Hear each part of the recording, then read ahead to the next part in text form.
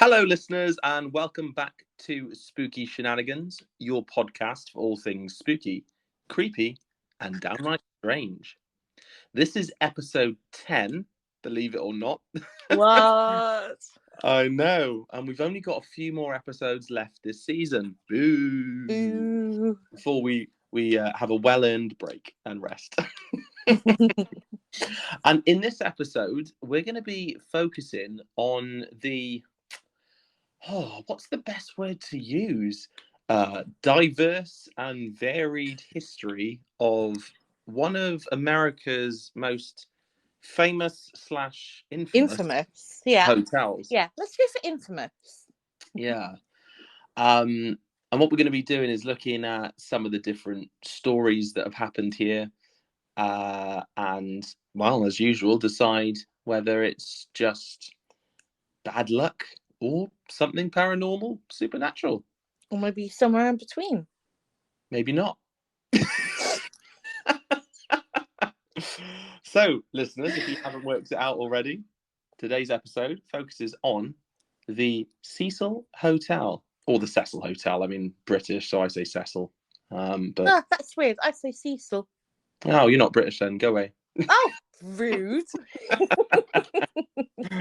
Bet you say schedule as well. Schedule. Yeah. All the American listeners are like, what? I don't see the problem. Schedule, dear.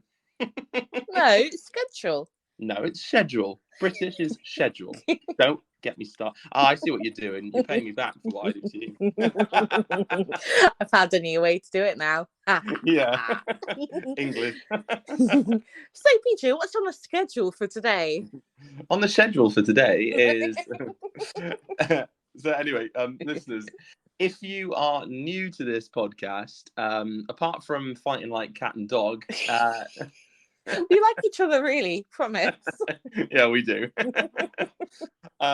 Nell and I tend to have a conversation around, like I mentioned earlier, whether it's supernatural or whether it's some scientific explanation. And if you can't tell already, I'm the resident skeptic and Nell is the resident believer. And what usually happens is I start off with a little bit of a brief intro into the case, and then Nell comes in and gives you a lot more detail, and then we just chat about it. Nice and simple. So you ready, Nell? Always. So the Cecil Hotel. The schedule of this hotel. Oh, God. It's like the whole tomato thing, isn't it? It is. I just call it Tom. So again, we're going to start off with a bit of a confusing one because Nell and I couldn't really agree on when it was actually built because there are differing there's conflicting dates. There are. So we've decided that it was built in the mid 1920s. What we've got to remember is this was following World War One. The Germans were defeated. The world is looking to the future at prosperity, wealth creation. Streets are paved with gold. Exactly. And, Los Angeles was a wealthy city and still is a wealthy city. But of course, does have the sort of disparity between rich and poor. There's a big divide. And it was quite clear in the 1920s in Los Angeles. And some people came together and they decided to build a really fancy hotel. Really fancy. Which was called the Cecil Hotel. But for the purpose of this episode, I'm just going to call it the Cecil Hotel, okay? So they built the Cecil Hotel in what is now known as Skid Row, which, if you're familiar with America, Los Angeles, is a very deprived area. But we'll come to that later. So they built it there, and unbeknownst to them, of course, like most people who got into the travel industry before COVID, they didn't realize that one massive financial earthquake was about to come their way. So 1929, the Great Depression, everybody loses everything. And that hotel just went from top of the pops to bottom of the slums, and over the course of the last century has just gone down and down and down, and have had some horrifying stories. Oh yeah. Including a recent Netflix show, which still baffles me today and is really chilling. And of course, it was, again, I think we're obsessed with American Horror Story, played inspiration for Hotel, which was... I have to say it is one of my favourite episode seasons, I have to say. It's brilliant. And Gaga makes it as well. You know, she was fantastic in that. And again, of course, it made its reappearance in Apocalypse. Yes. Where the devil saved Queenie and the others. Oh yeah, just Queenie from the hotel, wasn't it? So yeah, that's the Cecil Hotel, full of mystery, intrigue, and a lot of death. A whole lot of death. Oh yeah. Oh boy, bad juju there. I'm telling you, bad juju. Oh yeah. So, I take it this is where I step in then, PJ. Go for it. The floor is yours. Wonderful. So, as we've just mentioned, the Cecil Hotel has been pretty much plagued from the very beginning with unfortunate and mysterious circumstances. And that's sort of given it maybe a unparalleled reputation for the macabre, which I think is understatement. Yeah, I can't think of any other hotel that has this level of history. No, I can't either. Like, I was actually trying to think of like any the other night, and no, for me, the Cecil is definitely the top of the list for me. Actually, I've got one. Oh, go on then. With a similar level of distress and strong emotions. And they're actually thinking about making a remake on TV. Fawlty Towers. You had me going there for a minute, PJ. Good damn it. Come on, a lot of shit went down at Fawlty Towers.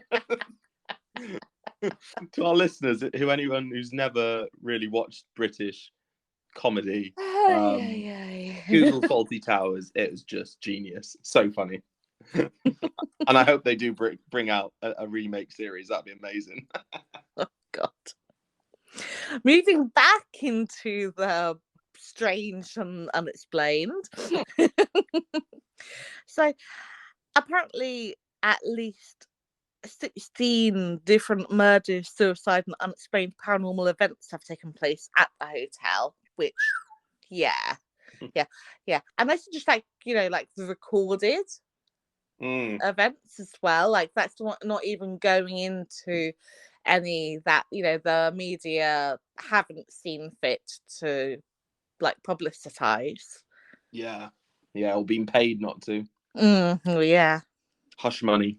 And on top of that, it's even served as the temporary home for 2 notorious serial killers. Oh, go on. Oh, I think I know one. Richard Ramirez. Who, the Night Stalker, that Netflix series, which is bloody good. I can't think of the other one, but you'll say it and I'll go, oh yeah, of course. Well, we'll get to that in just a bit. Oh, okay. Well, gotta keep you hanging on. Oh yeah. So the Cecil was built in the 1920s by hotelier William Banks Hanna. And as PJ's already mentioned, the year itself does seem to be open to some debate. Some articles say that it was opened 1924, and others say 1927. And listeners, you should have seen me trying to research this goddamn date the other night. It was driving me absolutely crazy. It was. I was like that Who's the newspaper guy in Spider-Man with a don't give me excuses, give me pictures of Spider-Man. Oh yeah, get me Spider-Man. Exactly, yes. Get me answers, Terry. Get me dates. I'm thinking J.K. Simmons or something, but that's the guy who played him. I've forgotten his name, but yeah, the gifs and memes and angry messages I was getting from Nell, I just kept sending laughing faces. Oh, it wound me right up, it did. So, listeners, if you have any idea what the actual date is, please let me know and put me out of my misery. Yeah, or if you were there. Or someone you knew was there, like, so they can actually verify it. But then, going slightly off topic, it could be the Mandela effect, where you think that it's something has always been that way, but then it's not, and you're like, I swore it was like that, because there've been buildings where there's been writing that they had 13 floors, and then another place is saying 14, another saying 12, written at the same time. And there's been street signs, and you could have sworn for the whole of your life, you're like, it was definitely X lane. And now it says Mr. Y Road. And you're like, what? What? I think this calls for an episode on this further down the line. Yeah. Listeners, what do you think about that? Lots of weird and wonderful tales where, I mean, it could fit into our time slips one that we were thinking of. Kind of add a bit to that, but we'll talk about that off the podcast. Oh, yeah. I mean, yeah, that would be cool. So, getting back on track or schedule, it was supposed to be a destination hotel for international businessmen, social elite, so people who had money, basically. That, like, this was meant to be a very high class hotel. And apparently Hannah spent $1 million on a 700 room hotel, complete with marble lobby, stained glass windows, palm trees, and an opulent staircase. And I mean, I have watched like videos on YouTube about the Cecil and, like, people who have been able to get in and explore and stuff. And I have to say that the lobby is astounding. Like, you can see a lot went into it for sure. Yeah, it sounds and looks beautiful from what I've seen. Kind of gives me the striking first impression you'd have if you ever went into the main staircase of, like, the Titanic. Just that opulence and grandeur of it, of the 20s. Yeah, definitely. Just a shame that the rest of the hotel didn't continue that trend, huh? That's why you should never judge anything on how it looks. Absolutely. So, unfortunately, as PJ's mentioned, there were unforeseen circumstances looming in the shape of the Great Depression. And the Depression was the longest and deepest downturn in the history of the United States. And it began in 1929. And fairly soon after, the area kind of surrounding the Cecil Hotel would be dubbed Skid Row. And it would become home to thousands of homeless people. And the once beautiful hotel soon started to earn a bit of a reputation as basically a meeting place for junkies, runaways, and other such people who have basically fallen on hard times. And it's kind of sad because they were then kind of classed as, criminals and people you just didn't want to associate with, which, in some degree I can understand the whole, being unwilling to, if they were at actual criminals, but Mhm. so many people were just victims of circumstance. Yeah, You yeah. know. I mean, I was reading some stories, and people, old men who weren't property owners, didn't have a pension, couldn't work anymore, Mm-hmm. had to kill themselves. It's pretty sad. It's heartbreaking. Yeah. And I mean, even today it said that that most people are only like 1 or 2 pay packets away from being homeless. That's scary. It is. So yeah. So ultimately the Cecil Hotels basically earned a reputation for violence and death. And oh boy, when I say that there's a lot of violence and a lot of death, they ain't kidding. No.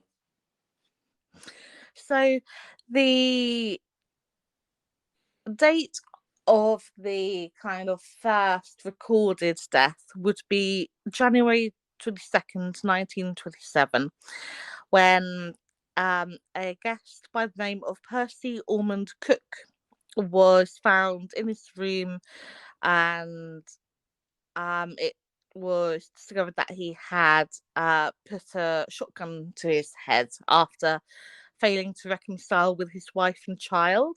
Mm. And God, that's so sad. Yeah, yeah. So sad. Isn't that the Um, Fred that got into like 40 grand worth of debt or something, and he was a real estate developer? mhm, Yeah, yeah, okay. yeah. Yeah. According to Los Angeles Times, it was reported that he was rushed to hospital, but sadly passed away that same evening. Which, oh, I can't even imagine. That's just so sad. Yeah. Sorry, my brain being the way it is. I know this guy's lost his life. But you said a shotgun.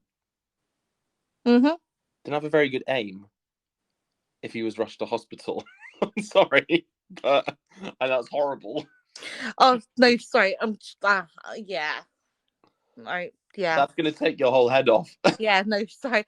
I've sorry, listeners. I've just misread my notes. It was a gunshot, not a shotgun. That's Oh, okay. Yeah, yeah, 'cause I the was long gonna say, day.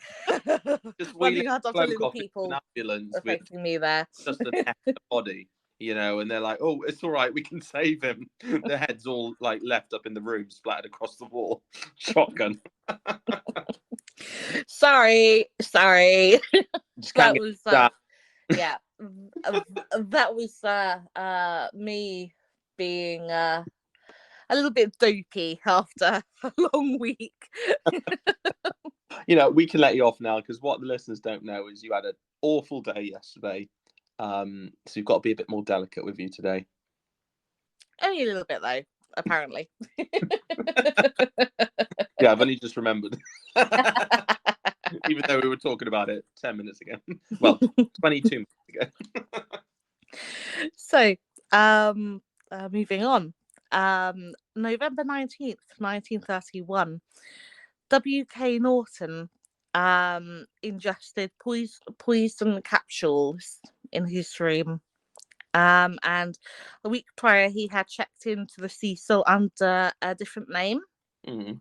So I don't know whether maybe he was trying to run from his past. Yeah, yeah. That tends to be like the first thing that comes to my head when, like something like that happens. Mm, Or yeah. maybe he just didn't want to be found by, family or friends or someone. Yeah, perhaps, maybe he wanted to protect his family's reputation because back then suicide was kind of like a stain on the family name, wasn't it? It was, yes. So maybe recording a different name was there to protect the family potentially. So still really sad, isn't it? It is, yes. It really, really is. So, September 1932, a gentleman by the name of Benjamin Dodich, again, a gunshot wound to the head, and this gentleman didn't leave a suicide note. Mm, So to this day, we have no way of knowing why he did what he did. okay, interesting. July 26th, 1934, Sergeant Louis D. Borden slit his own throat, Oh, and he cited poor health as the reason in his note his, to his family.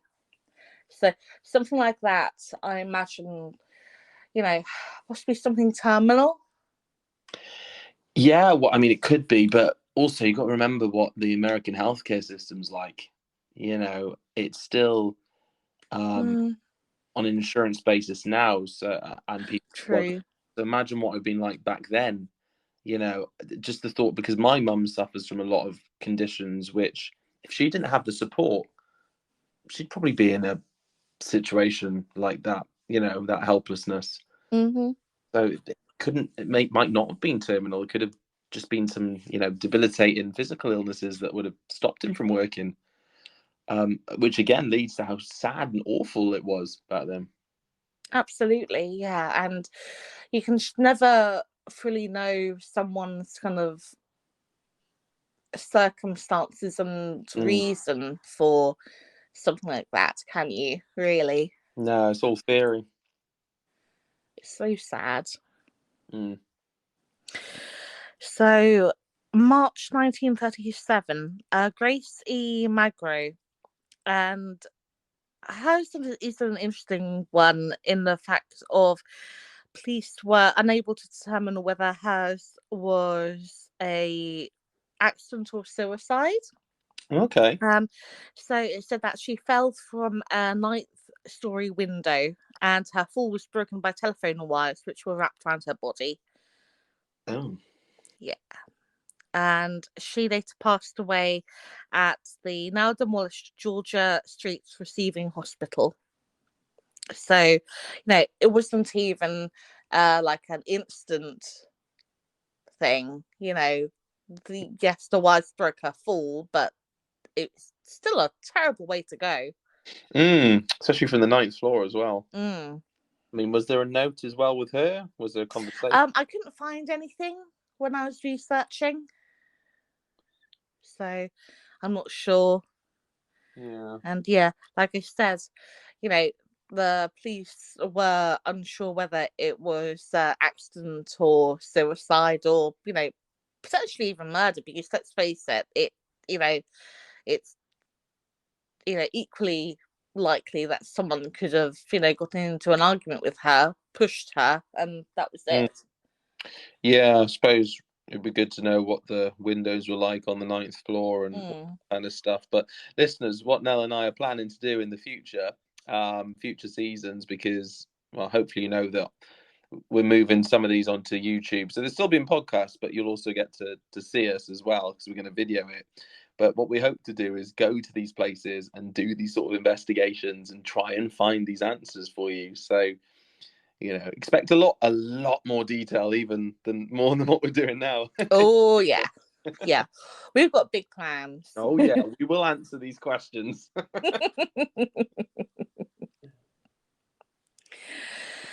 So this next one, this really gets me. Mm. Like, this gets me right in the heart. Oh no. Yeah. So September 1944, 19-year-old Dorothy Jean Purcell. She is staying at the Cecil with her boyfriend Ben Levine, who was 38. Mm. And right away, like, I'm not judging like age gap relationships, but that's a big age gap. How old was she? She was 19. Oh yeah, that's double the age, isn't it? So nice. Yeah. But again, I don't have any opinion on that. If two people get on, like each other, or they Yeah. support, True. who cares? Yeah. There are a lot of Yeah. people of the same age that don't last. So Equally true. Yes. Equally true. So yeah, everyone's relationships are different, aren't they? yeah, well, So my mum and dad, there was a 14-year gap between them. Oh, wow. Yeah. I did not know that. Yeah. Probably why it didn't last.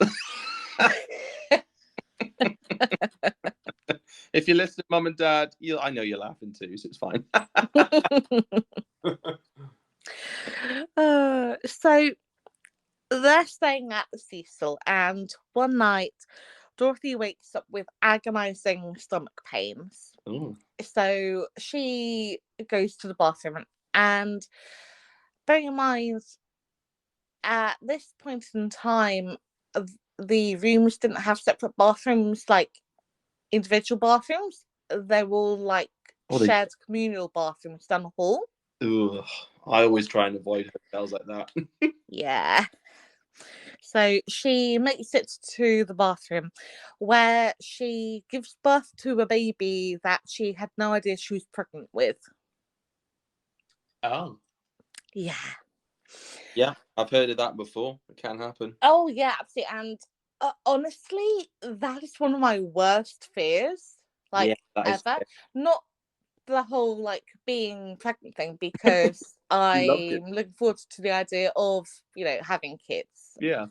But just being, that level of unprepared, Yeah. Yeah. That's like, 18 years of commitment.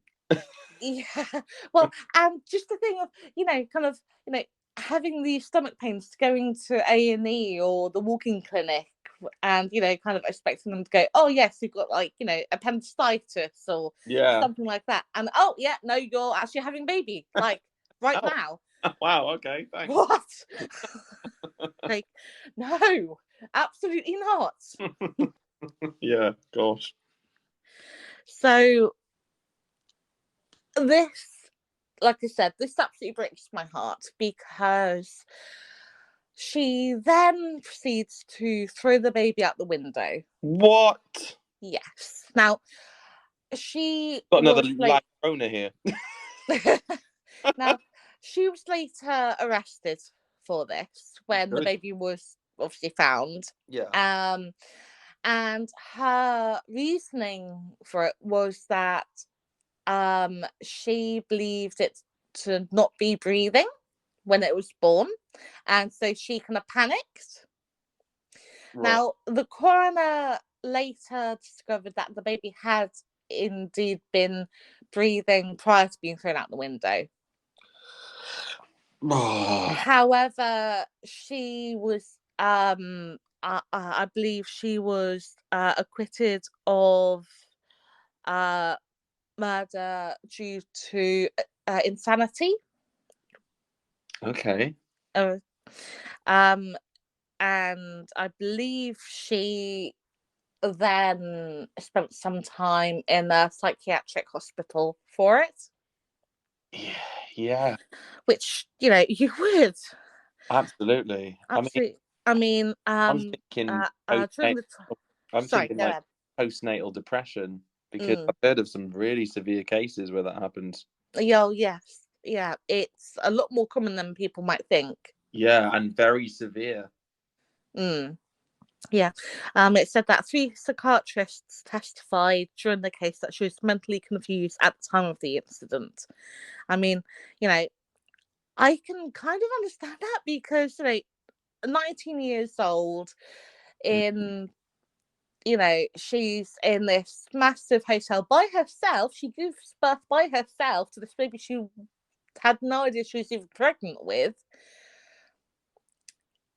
Like, that's going to be a big shock to anyone.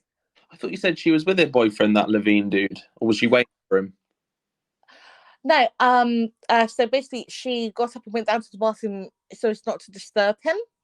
Oh, right. So he was there, just when Just not with her. Right. Okay. Yeah.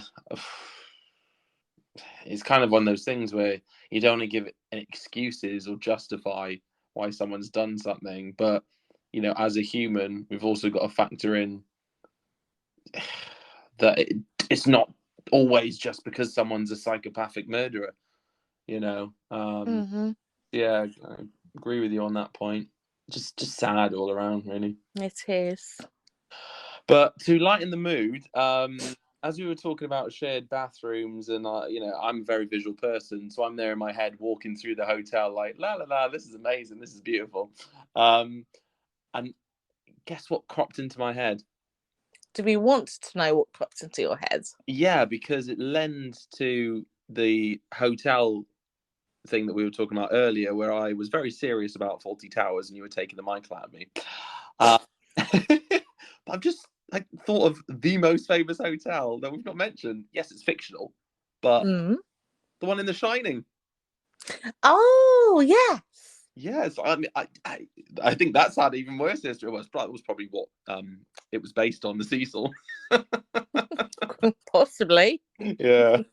And that scene in the bathroom where they walk in and that really decrepit old woman's in there, and she starts chasing him out of the bathroom because she gets out of the bath naked. I've got that in my head now, rather than her giving birth.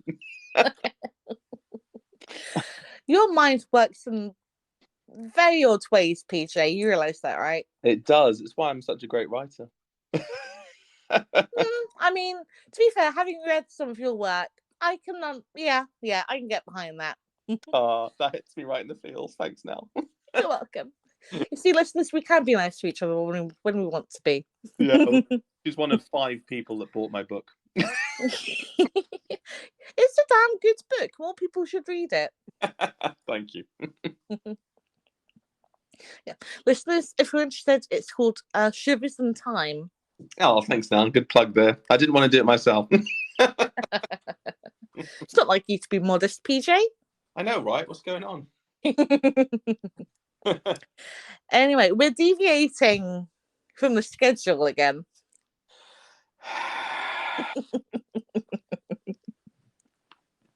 Come on, hurry up. I'm going. So, October 12th, 1962, and Pauline Otten jumps from the window of her, again, 9th floor room after an argument with her husband, Dewey. And yeah, again, the 9th floor, something about the 9th floor. Yeah, well, I mean, that was my first thought, but then you said her husband's called Dewey, and now, now I'm just thinking of the guy from a scary movie, Up the Dewey.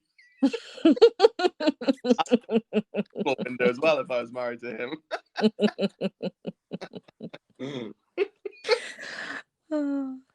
So, tragically, upon jumping out of this window, she manages to not only kill herself but also a passerby. Oh God! Yeah, by the name of George Gianni, who was 65. And at first, police, when they're investigating the scene, think that they kind of made some kind of pact and jumped together until they realised that George was still wearing his shoes. And at the height to which Pauline fell, or anyone would have fallen from 9 stories up, it's highly likely that the shoes would have fallen off. Okay, like Bobby Mackey, it always comes back to shoes. Always comes back to shoes, absolutely. If in doubt, find something connected to the shoes. Exactly. Absolutely. All these budding sleuths out there. I'm unfortunate for this bloke. And also, it was also determined that he'd had his hands in his pockets at the time of his death. So he was literally just, walking along, minding his own business, and that was it. Wow. Yeah.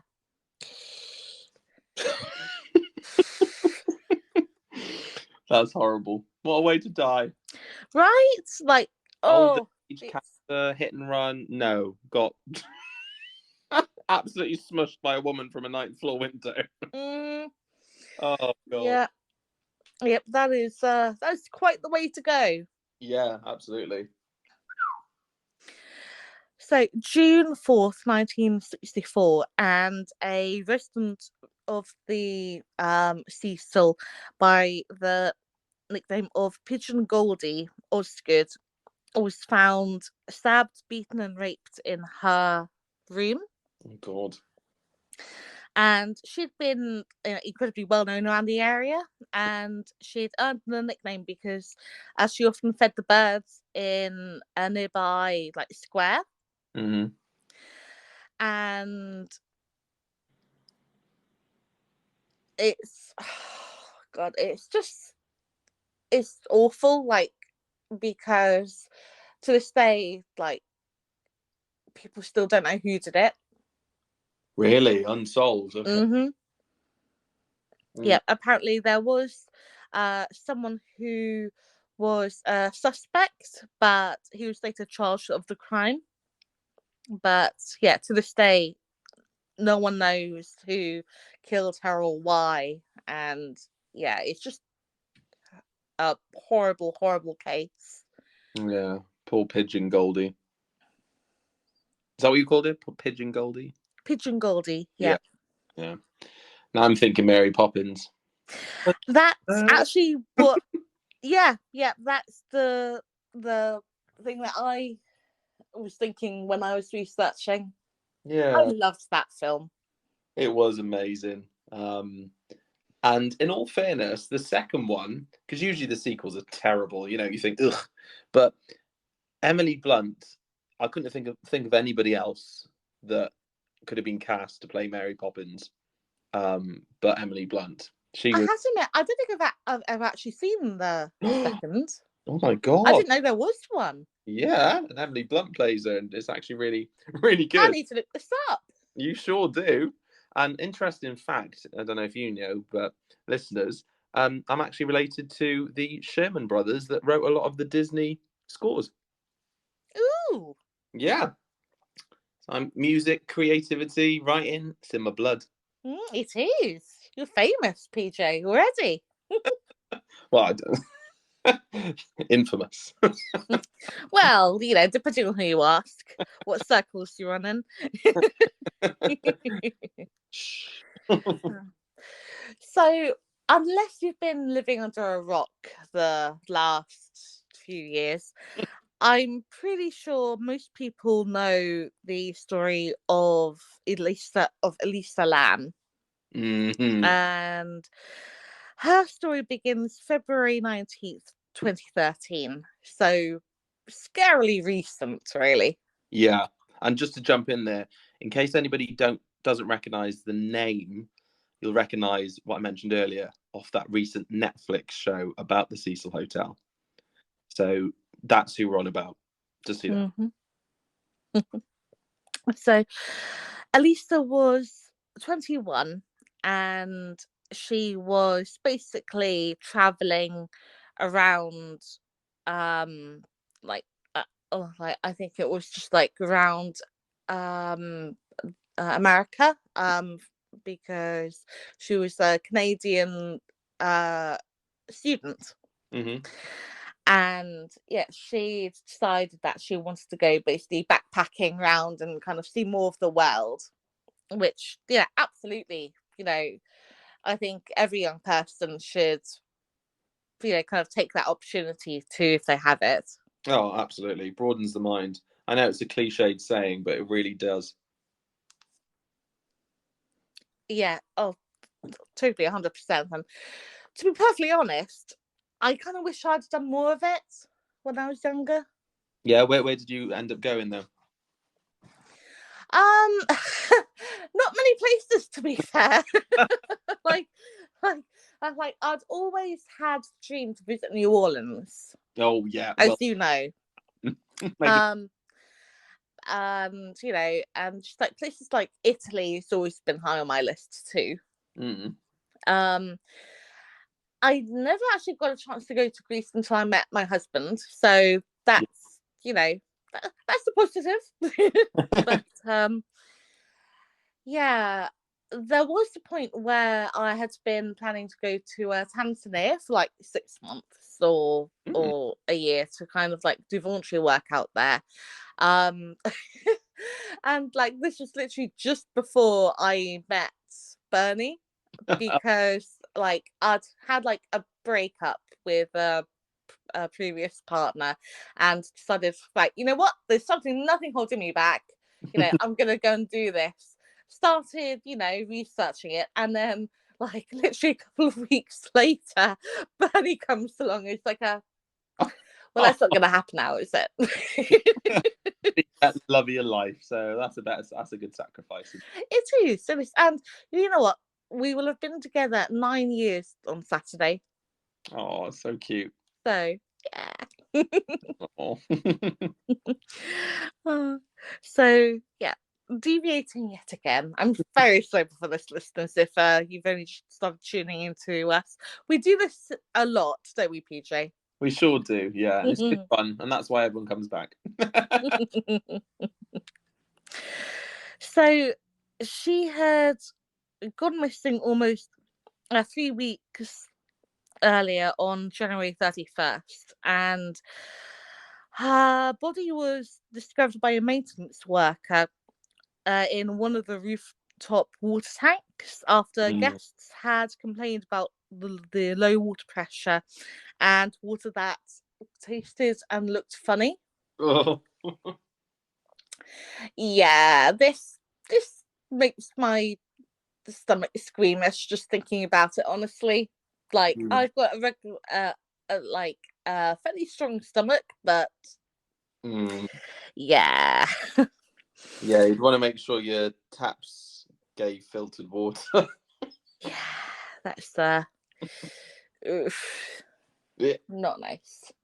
So one thing that kind of really got the public's attention with this case was the police releasing like the CCTV footage of the infamous lift or the elevator that she'd been seen in. Like it had been presumed the night she disappeared. Yeah. And it's a weird one. It's disturbing any way you slice it. Yeah, that's one way of putting it. Yeah, it's really odd. Just chilling, because I don't think I've ever seen anybody act that way. I haven't, no. In real life. On a film, yeah, but in real life, no. Yeah.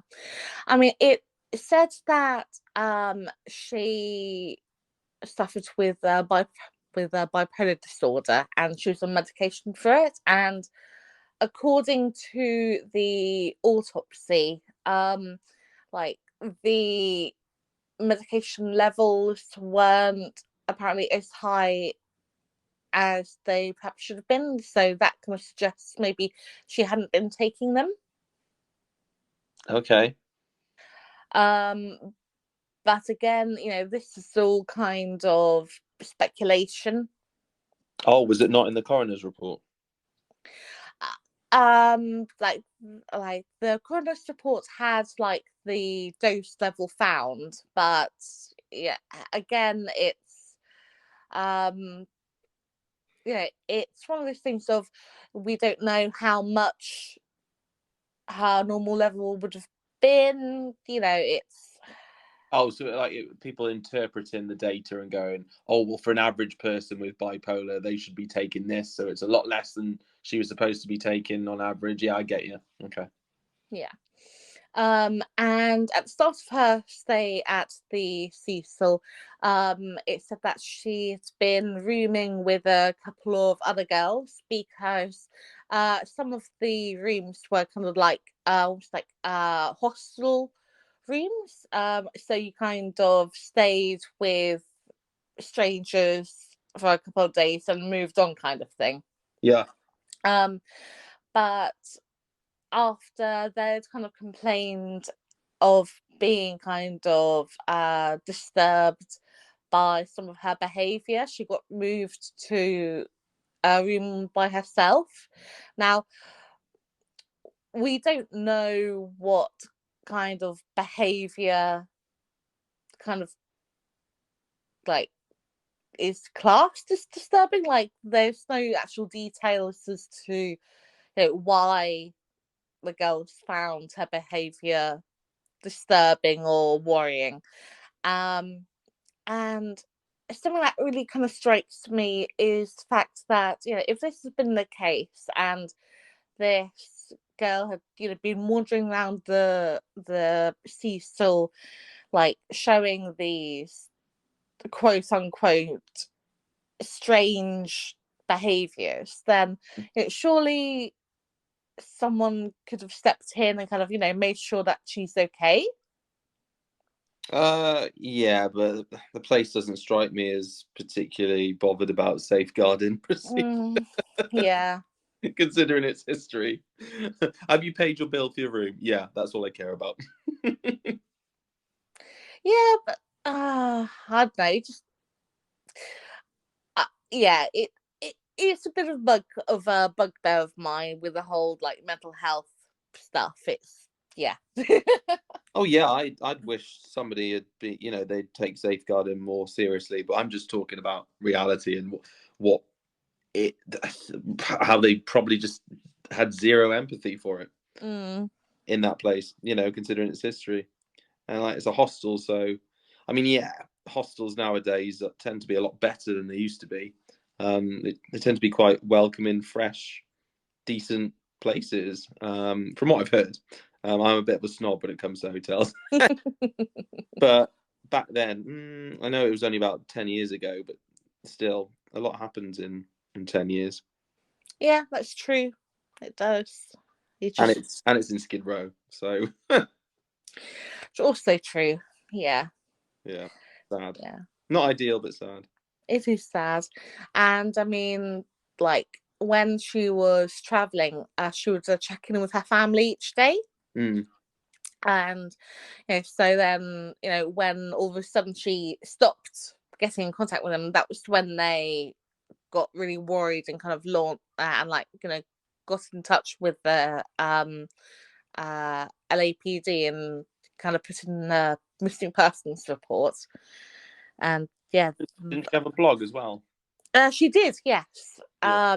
And it was through this that I mean, there's a lot of speculation as to how she ended up in the water tank. Some people say that she may have had like some kind of like stalker from the blog who kind of found her, because there's a certain point in the elevator video where it does look like she's talking to someone like slightly off camera.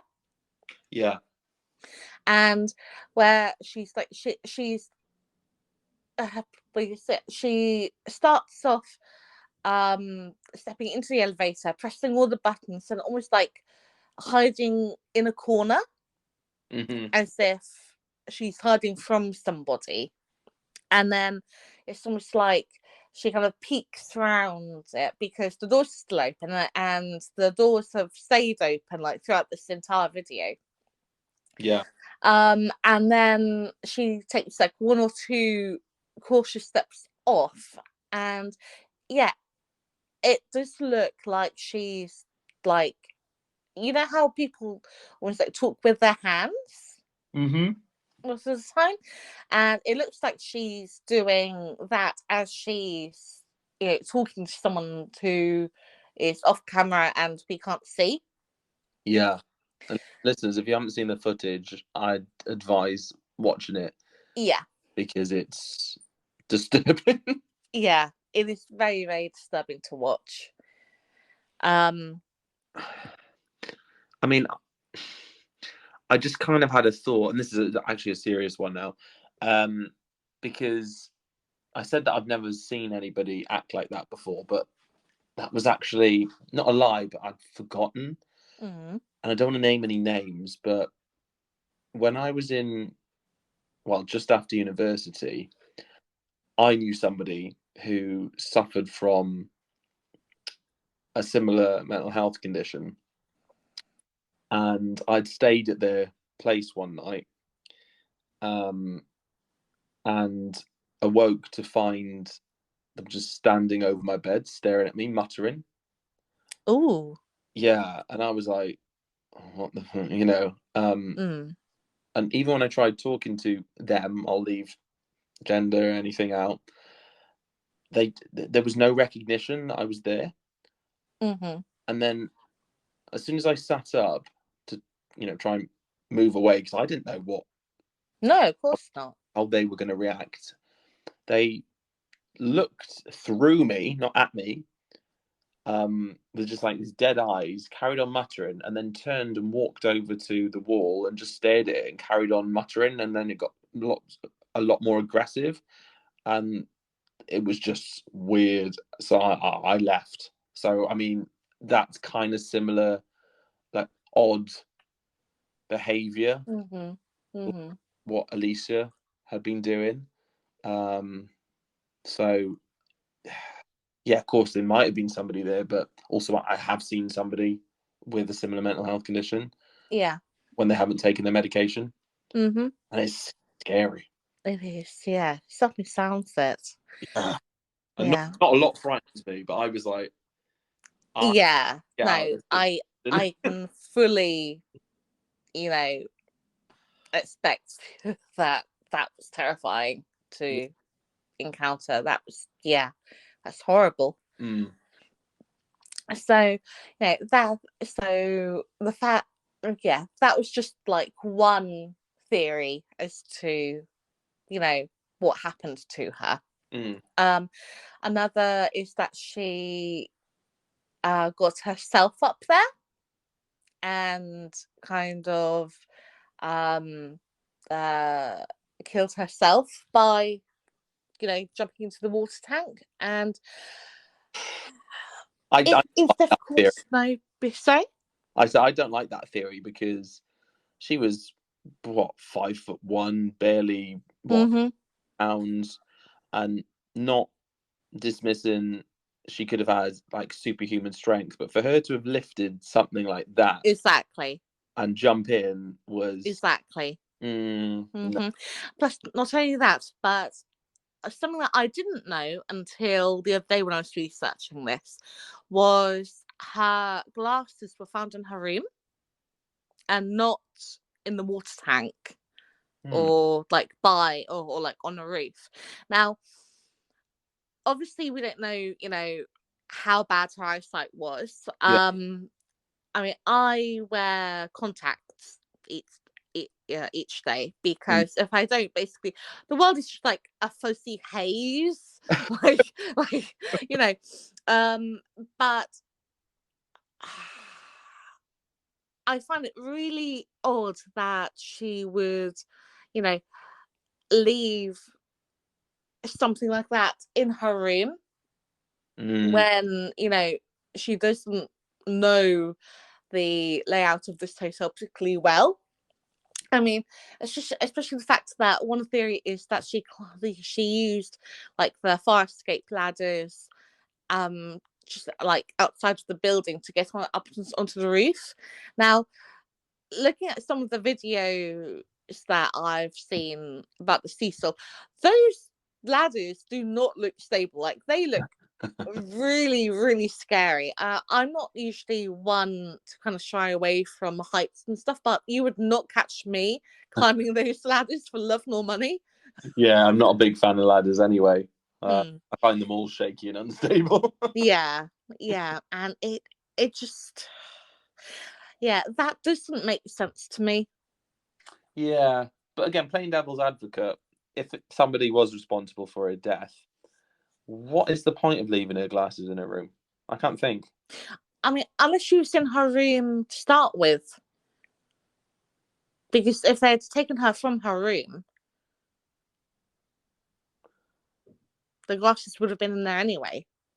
Like, if she'd been, like, asleep or getting ready to sleep and they were on, like, her bedside table or whatever. What, like, as in lifted her up and carried her up there? Yeah. Because, like you said, like, she's only, like, a petite little thing. Yeah. So, it wouldn't have been difficult to pick someone else up like that. Okay, yeah, makes sense. And I mean, although the toxicology reports came back negative, showing any kind of like drugs or alcohol in her system, like, like I said, if someone's that small and petite, it wouldn't take a lot to overpower them. Yeah. So yeah, like I have, like my gut instinct is there was some kind of foul play Yeah. linked to her death. It just seems most likely. Somebody like took advantage of a sort of sensitive psychological state as well, and tiny frame, and well, did whatever they did to her. I'm sorry, there's no way she lifted the lid of that bloody thing. No, absolutely not. And I'm heavy. Yeah, no, it just, unfortunately, I think it's just going to be one of those cases that never really gets solved. Until we go over and solve Until we go. Of course. Spooky Shenanigans on tour. Yeah. I like the sound of that. I just see us pulling up in our mystery machine. Then murderers like, oh, you pesky kids. I would have gotten away with it. So, as I mentioned before, not one but two serial killers have stayed at the Cecil. Richard Ramirez, aka the Night Stalker, is believed to have spent several weeks there while conducting his home invasion crime spree between 1984 and 1985. And it was believed that he was able to remain under the radar whilst he was there, basically thanks to the building's kind of seedy reputation. Yeah. And it's mentioned that he would often come back to the hotel covered in blood, strip off in the alley, like behind it, and just walk up to his room in his underwear, covered in blood, and no one would bat an eyelid. Yeah, they're like, that's quite normal. I suppose they probably would have taken notice if you walked up there with all your clothes on and was clean. They're like, who's that strange person? They're not covered in blood. They're wearing clothes. Ooh. Haven't seen your light round here. Yeah. Civilization? What's that? So the second serial killer is a gentleman by the name of Jack Unterweger. And he was an Austrian, and he had previously been in jail in Austria for a series of a sex worker murders, where he would basically strangle them with their own bra. And he'd been convicted over that. However, a few years in, it was widely believed that he had been somehow rehabilitated because of the writings that he would make and poetry and stuff, which kind of, I don't get it. No. Like, what? Oh, right. I've got a burning question. When was he supposed to have stayed there? What years? Sorry? What years was he supposed to have stayed there? He stayed there apparently in 1991. Oh, okay. My theory's dead then. Oh, okay. Yeah, I thought if you were going to say like 1930s, 1940s, I would have gone, Jack the Ripper, it's him, we found him. Same MO, he would have been 50 or 60 or 70. We've got him, but no, that would have been... Well, I mean, you know, they have the same name, Jack, just... It's his grandson. Completely off. Keep it in the family. So, like you said, he'd been convicted of murder in Austria, but he's been released in 1990 after a public campaign to free him. After, like everyone got wind of these apparently amazing poetry and writings that he wrote, like, and they were convinced that he'd become like a new man and all this rubbish. Like, yeah, but just what? Yeah, wow. Never mind the people you killed, in cold blood, brutal slayings. You wrote some words on a paper, so you're clearly a brilliant person. Let's let you out. Absolutely. What Oh, could what possibly go nonsense. wrong? So he then gets a job for an Austrian magazine reporting of Oh, crime and prostitution in LA.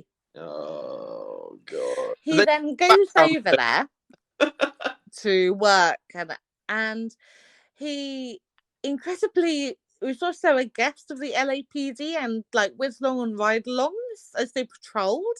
What the? Which was exactly how he would identify his future victims. And it's believed that he killed 3 women while over there as well. Wow. Yeah, it's just the whole story just boggles the mind. Yeah, that's just mad. I just don't understand that. I don't.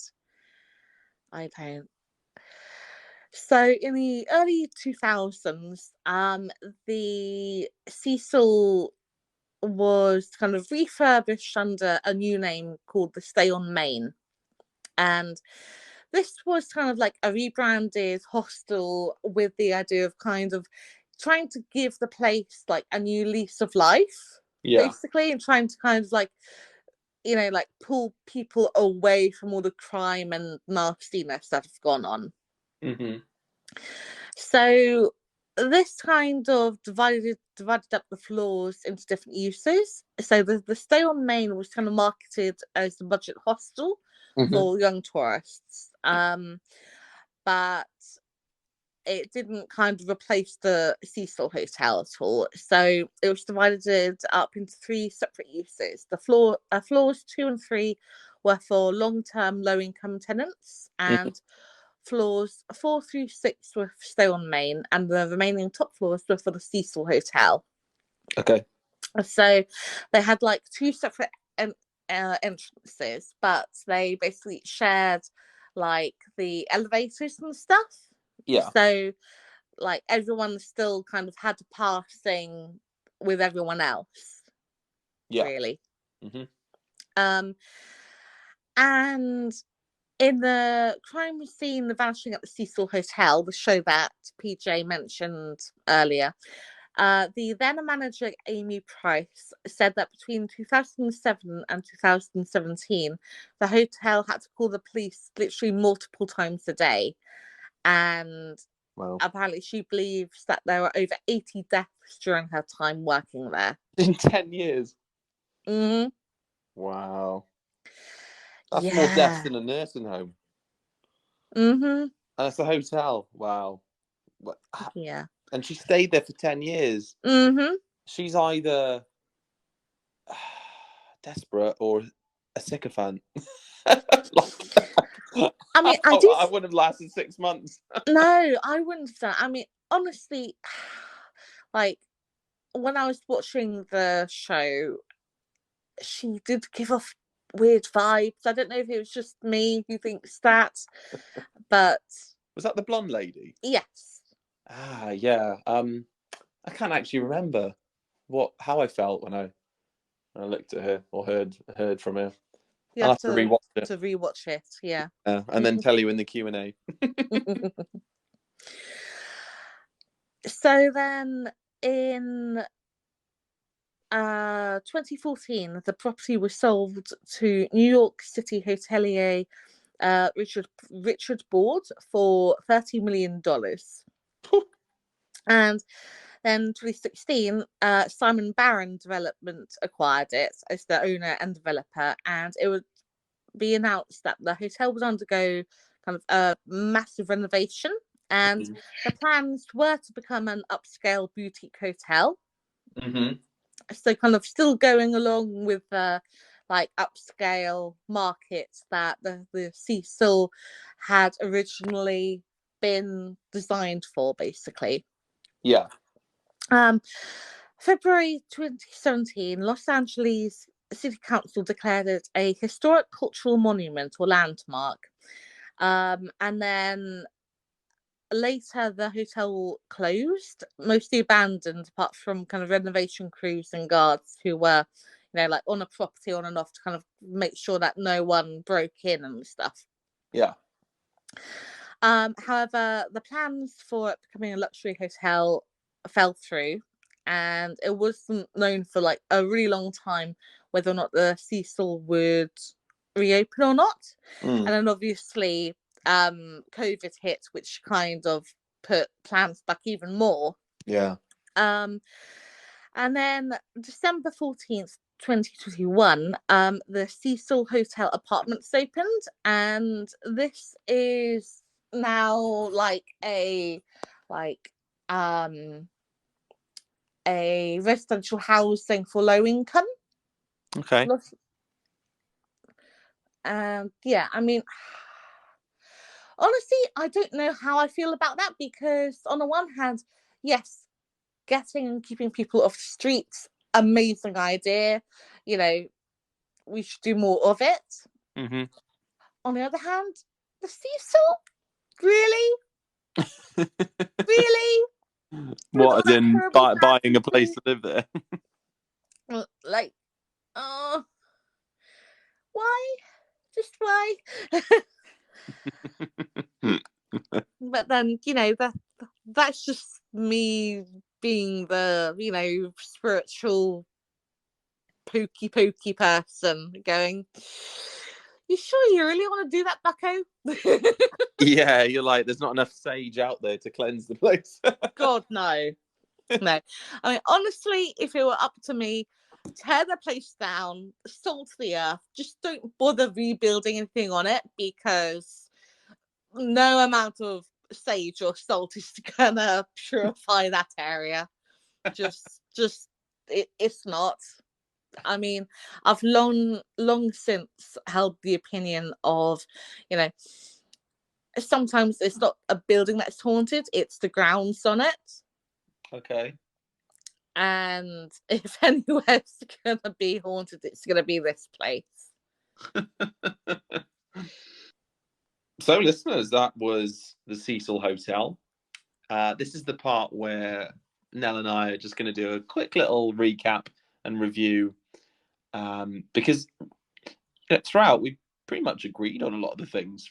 But clearly from my side, it's just a Lemony Snicket unfortunate series of events.